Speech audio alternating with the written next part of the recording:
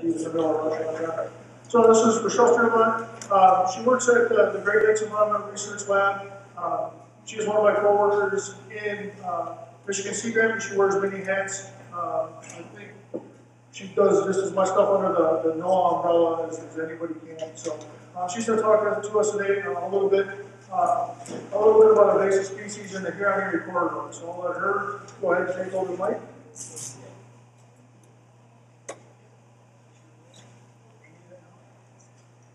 Everybody hear me if I talk to you this way? Right. Thank you for your patience. That traffic was not what I was expecting. As Justin introduced me, I'm with Michigan Sea Grant. I sit at NOAA's Great Lakes Environmental Research Lab. It's one of the projects that I work on with the lab is the Great Lakes Aquatic Non-Indigenous Species Information System. And a lot of the slides here came actually from my colleagues at NOAA's Great Lakes Environmental Research Lab, including Dave Reed and Dr. Ferguson, who's my colleagues on this project. This is the URL. You can write it down. You can do a search just on the GLANSIS. It will pull up this system. Anybody can get in and access all of the data.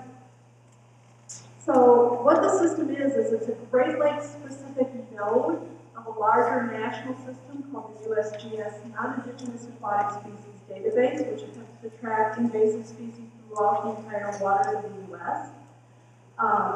It's also our NOAA project to populate that database with Great Lakes information and to provide a synthesis of all the research that's available on invasive species in the Great Lakes region. So right now we have 186 established non-indigenous species in the Great Lakes. They run the gamut from plants to bacteria to fish to zebra mussels, pretty much you name a taxonomic group, we've got them. Some representative that's invasive. We've also recently to our database added 12 species that we call range expanders. These are species that have been native to part of the Great Lakes Basin, usually a minor species that has greatly expanded its range. A couple of examples, American eels, of course, are native below Niagara Falls. They're invasive to the upper lakes. Or rusty crayfish, which are native south of the Great Lakes, had been considered native in the Sandusky River, but have expanded all the way from east to west, north to south, and are found throughout the Great Lakes Basin now. We also include in the database a number of species that we call watch lists. We've got, I think we're up to 67 now since I did this slide a while back. These also cover pretty much the whole range of taxonomic groups. These are based on scientific literature. A lot of that research was done in response to ballast water, so that it's heavily biased towards ballast water species. A lot of information in the science on ballast water. We suspect there are more species that are organisms in trade that may not have been adequately captured by our database. That's the next phase of the project that we're going to be going into within the next year, is looking at some of those additional vectors. And about 65% of the species in the database are in fact Conocaspian species. These are species that come from the same part of the world as zebra and quagga mussel. We've got kind of had for a long time a direct balance connection with that part of the world in the Baltic Sea. So where these species came from, you see over, these are talking again just within that 184 of the established species in the Great Lakes. Most of them are from right on that border of Europe and Asia and the Caspian region. How they got here? The bottom blue bar here, which currently is almost half of the species in the Great Lakes, or half of the non-native species in the Great Lakes, are in fact got here via ballast water. This graph goes through 2014. But you'll notice over on the right-hand side, this graph is leveling off. And in fact, it goes all the way out to 2016. We have not had a new invasive species in the Great Lakes since 2006. We've gone an entire decade. When the period just prior to that into a year. So we have really, the ballast regulations are doing an amazing job of keeping these species out. Not time to relax by any stretch of the imagination, but really there's a success story there. So the impact these species have. We've recently completed a major analysis looking at all of these 186 species that are in the basin, reviewing all of the scientific literature on them and putting that together to see what kind of impact they have now that they're here. For about half of the species, we still don't know what they're doing. Big things, obviously zebra quad fossils, we have a good sense of what those are doing. Those are high impact invaders. Whoops. Using the wrong button. So the high impact invaders up here, things like zebra quad fossils, sea lamprey are up here in this 14%. Huge, almost half the species, we have no idea what they're doing. Species of algae out there, small things, and we just don't really know what impact they're having. And then a fairly significant number that have been assessed as having medium environmental impact. They have some effects, but probably not widespread. Might be in a local area or to a particular other species. And then there are a handful that have been assessed to have very little impact on low impact species. We also looked at this on socioeconomic, so these are just the species that have economic impacts, proven economic impacts. Much more species that have been assessed, and we found that they have little to no economic impact.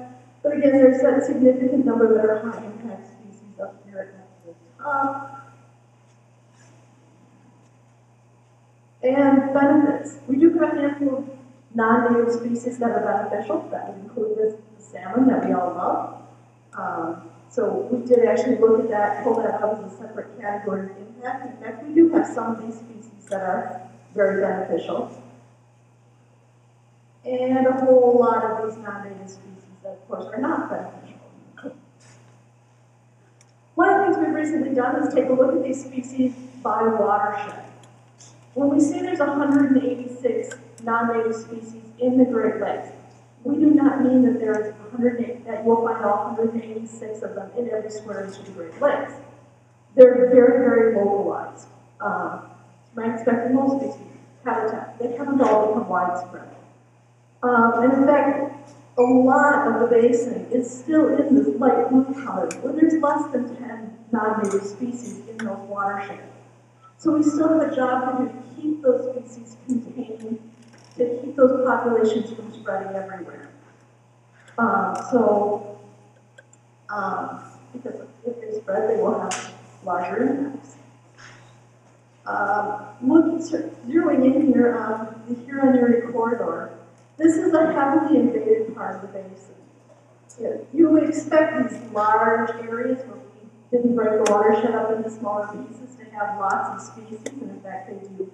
But the Huron-Erie corridor here is actually Lake St. Clair here in pink, 40 to 49 species. So there's a lot of invasives here. But again, it's not the entire 186. Good news is only about a third of those have made it to the Huron-Erie corridor. So looking at the Huron-Erie corridor, our total number of species in those 5 watersheds that make up the corridor, from the Detroit River through Lake St. Clair up to the St. Clair River. We have a total of about 85 species that are found in this corridor.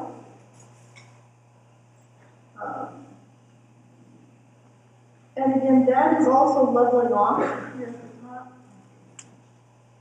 You can see this graph is starting to level off. It's no longer going up exponentially. So the ballast is making a difference here in the corridor as well. But we are still, in recent years, getting a few of those that are moving from other parts of the Great Lakes into this system. So again, those are something we need to be watching for still. There's always a time lag with our data. The species invades. It takes us some time before we notice that it's there. And then it takes some amount of time before the person who noticed it reports it and it gets into our system. And then often, sometimes before that report gets officially published, we have to go out and verify it, make sure that species is actually reproducing, it wasn't a one-off, that kind of thing. So there's always some time lag. We are working very, very hard with all of our citizen scientists to reduce the time lag in this first step. When you observe a species out there, please report it as quickly as you find it, either to the DNR or to one of the sea grant agents. Let someone know that it's there, because then we can track it down and get in the system and verify that it's there, verify what it's doing, figure out what the impacts of that species are. And really, fishermen, anglers, boaters, you're our front line of defense. You're out on that water every week, all summer, as opposed to our scientists who go out, do a round of collections, and then spend their time in the lab looking at stuff. So you guys are the guys who are out on the water. Looking at the Huron-Erie corridor, just again making the point, we've got a wide diversity of species. Lake St. Clair, being a shallow system, has a lot of plants, as you might expect. So almost half of the non-native species in the Huron-Erie corridor are these large aquatic plants.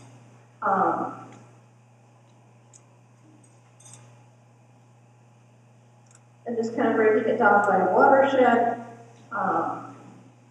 Again, there's a lot of them that are not, almost half those 186 are not in the Huron-Erie corridor, but there's a lot that are in various portions of that. There's only 5 species that have been documented as in virtually every habitat in the Huron-Erie corridor. Those are goldfish, common carp, zebra mussels, purple loosestrife, and Eurasian watermilkwood. These things are everywhere. You aren't going to get rid of them. We probably are way past the point where they can be controlled and managed.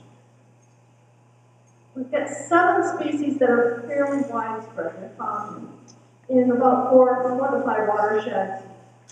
Those include things like goby, Atlantic salmon, flowering rush, starry stonewater, phragmites, rusty crayfish, and the freshwater jellyfish. These are species that, if you go in the database, you know you're working on a very certain port, and you're in one of the ports that we haven't found it yet, and you know it's there, please let us know. Because I suspect some of these are actually widespread, we just don't have the confirmation of it. Going down the list, we have a few more species here, about 11 that are documented in about half of the areas we've looked. And then going down the list again, we're getting more diversity of those species. And then there's 51 species that are kind of one-off reports. They've been spotted, but they probably aren't widespread in this part of the Great Lakes. So we have a Huron-Erie corridor specific watch list now. So we have 82 species that are in the corridor, but they aren't yet widespread. We have 98 species that are in the Great Lakes, but not yet in the Huron-Erie corridor. And then 67 watch list species that are not in the Great Lakes yet, but have been identified as high risk of invading the Great Lakes. We have this watch list. You can report them if you see any of those species. And I hope everybody would focus by looking out for them and letting us know. Some of the big things to watch for in the Huron-Erie corridor are these aquatic plants. We have 6 aquatic plants on the watch list that have been identified as high risk for invading. 2 of them have been reported multiple times already in Lake St. Clair, but are believed that they have not overwintered. That would be water hyacinth and water lettuce. 4 of them have been reported in trade in the Great Lakes region. We know there are water gardens in the area. Have not yet been reported in Lake St. Clair, but this is ideal habitat for them. So if you see any of those, these are high risk. We really want to get reports of those species so that we know what they're doing out there. Most of these would be considered a high risk for impact in the Lake St. Clair system. And then these last set of slides come from one of my colleagues at Rural at Rutherford, has been working with grass carp. Grass carp may soon be added to our list as species number 187. Grass carp have been stocked in the Great Lakes region since the 1970s, but supposedly all of the fish stocked are sterile. They're triploid. However, we have now had 2 years at which spawning runs have been observed in the Sandusky River. That is not far from here. This is a fish that eats plants. It will love the Lake St. Clair system if this species is in fact reproducing. This is a species that can eat up to 45% of its body weight every decade and can reach 100 pounds. It eats a lot of plants. Habitat map. The first slide, the first graph at the top of the map is a straight up climate match. This species does well in the Great Lakes and in Lake St. Clair region. It would be found everywhere. The second and third are clipped to match the type of plants that it likes to eat. And you can see Lake St. Clair continues to light up on both of these panels. So this is grass carp habitat. And spawning habitat. This is a species that to spawn it needs high flow rates, but it needs to have somewhere for those eggs to settle out as they hatch as the larvae need slow water.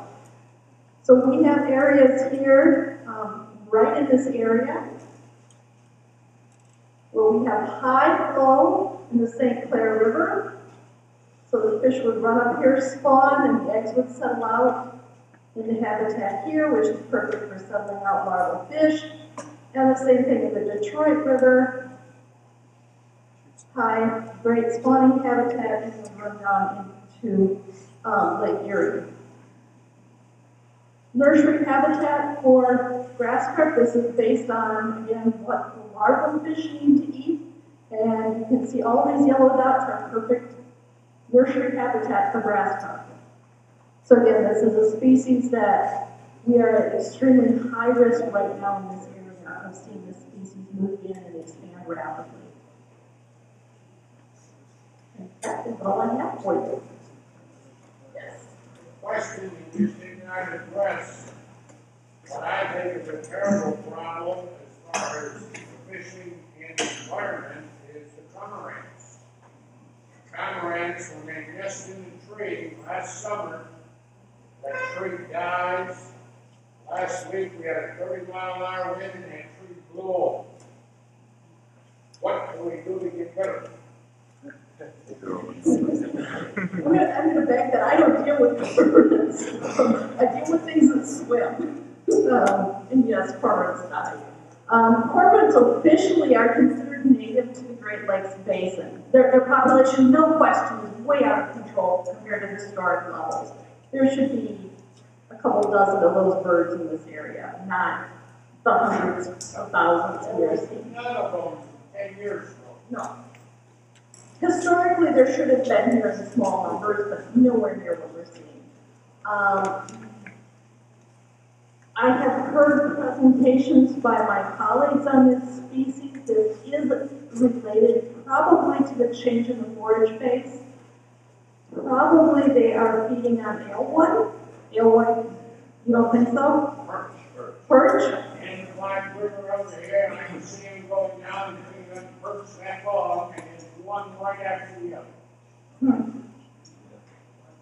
All right, well that cuts off my story, which is going to be about alewood, but they are correlated with areas where alewood have expanded. And alewood swim more shallow than the native forage fish, so the birds don't have to dive as deep, and it seems to be related to why their populations are exploding. Maybe the perch story there is too. I'm going to have to beg. I don't do cormorants, so I don't know enough to really answer your question about what to do about them. Yes, they do migrate. Well, and the habitat there has been expanding. They're problem with the aquaculture and down there too. They don't like it either. So, yeah. We're on the way back. Scott was there a week ago, and Monday was 6 in the tree, and today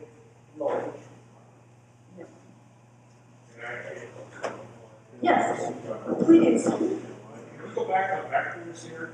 Sure. I was curious as to how you determine, it looked like a big part of the movement of non-native species was from recreational boating, almost second to ballast water discard right there. I just wondered what was the methodology used to determine this kind of live well recreational boating? That was a big. It's a big chunk, but it's cumulative. So what's interesting is that was a big chunk back here in the late 1900s. There was a lot of approved stocking, and let me take it back. That's actually that's not the recreational boating. What you're seeing in green there is this planted and stocked. So that was the stocking in the early 1900s. They basically took every fish in Europe and tried to plant it in the Great Lakes. So that was that's late 1900s is when most of that was due. The live wells and recreational is actually this little tiny, it's the top sliver, so that is not,